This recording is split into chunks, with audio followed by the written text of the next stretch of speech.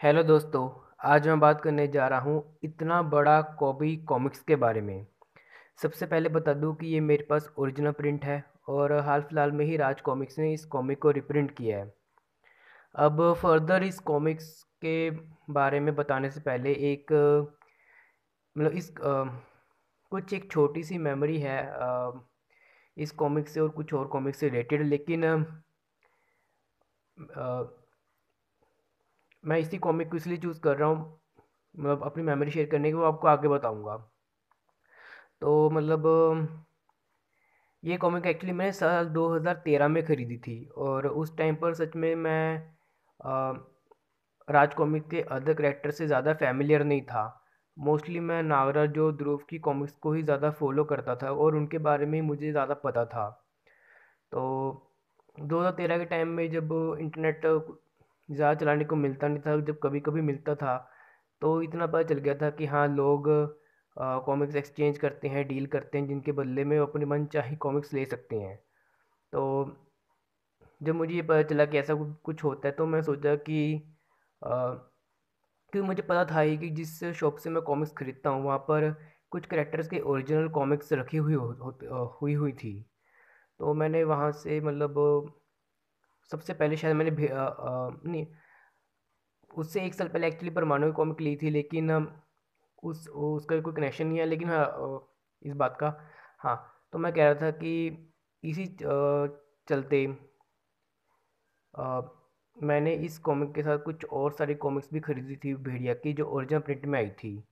और सोचा था कि क्योंकि सभी ओरिजिनल प्रिंट थी और डील आसानी से हो भी जाती थी उस टाइम पर, तो आज भी हो जाती है।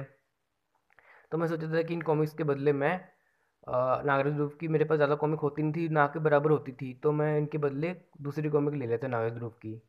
तो मैंने काफ़ी सारी कॉमिक्स ले ली थी भेड़िया की, कॉबी की। तो मैं सोचा कि चलो अगर डील करनी है तो एक बार पढ़ के देख ही लेता हूँ कि कॉमिक्स कैसी है, पैसा खर्च के एक बार कर ही दी तो कैसी है कॉमिक। सबसे पहले जब मैंने ये कॉमिक पढ़ी, तो मैं सच कह रहा हूँ कि सबसे पहले मैंने यही कॉमिक पढ़ी थी उस वक्त। तो जब मैंने ये कॉमिक पढ़ी, तो मैंने उसी वक्त अपना सारा इरादा बदल दिया। मैं मेरे मन में एक बात आई, भाड़ में जाए डीलिंग, जो कॉमिक मैंने खरीद ली, अब मैं वो मेरे पास ही रहेगी, क्योंकि मुझे इस कॉमिक की स्टोरी और कॉन्सेप्ट इतना ज़्यादा अच्छा लगा। और सच कहूँ तो इसी कॉमिक्स में कॉबी और भेड़िया के कैरेक्टर से मैं अच्छी तरह से इंट्रोड्यूस हुआ। और एक के बाद एक जब मैंने कॉमिक्स पढ़ी जो मुझे मिली थी, काफ़ी इंटरेस्टिंग लगी, तो काफ़ी अच्छा लगा। तो बस यही थी इस कॉमिक से रिलेटेड एक छोटी सी मेमोरी। अब मैं इसकी स्टोरी कॉन्सेप्ट के बारे में बात करता हूँ। लेकिन हाँ, ये क्या ऐसा है कि ये 2 in 1 कॉमिक है। इसमें आपको कॉबी भेड़िया के साथ शक्ति भी देखने को मिलेगी। मैं स्टोरी के ज़्यादा डिटेल में तो नहीं जाऊँगा, लेकिन हाँ, अ, ये एक सुपर नेचुरल वाला विलन होता है। और कॉबी इतना बड़ा कैसे हो जाता है, क्यों हो जाता है, ये सब जानने के लिए आपको एक कॉमिक पढ़नी पड़ेगी।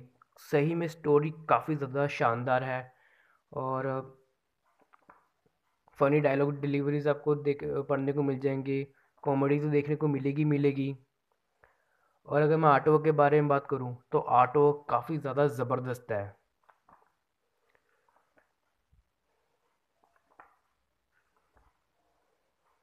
लेकिन जैसे मैंने बताया था कि मैंने इसके साथ और काफ़ी सारी कॉमिक खरीदी थी, लेकिन जब भी मैं इस कॉमिक को पढ़ता हूँ, मतलब देखता हूँ, तो मुझे वो सब चीज़ याद आ जाती है, तो मुझे हंसी भी आती है कि क्या सोचकर ये कॉमिक्स खरीदी थी। और कैसा मेरा रुझान इस करेक्टर के ऊपर भी हुआ। धीरे धीरे और भी करेक्टर्स के बारे में अगर कभी मौका मिला तो बताऊंगा कि कैसे मैं उनसे कनेक्ट हो पाया।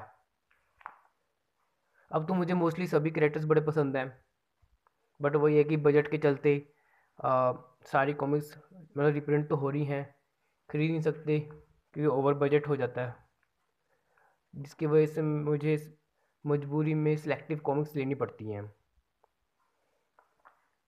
मतलब सिलेक्टिव कॉमिक ही लेता हूँ मैं अब तो। आर्ट वर्क काफ़ी ज़्यादा शानदार है, खासतौर पे जो लास्ट के जो सीक्वेंसेस होते हैं बहुत ही ज़्यादा इंप्रेसिव होते हैं। आर्ट वर्क तो सुपर से ऊपर होते हैं। मतलब जब भी वो सीन्स आते हैं तो आर्ट वर्क बड़ा अच्छा लगता है। जैसे एक बड़ा इंटरेस्टिंग फ्रेम है,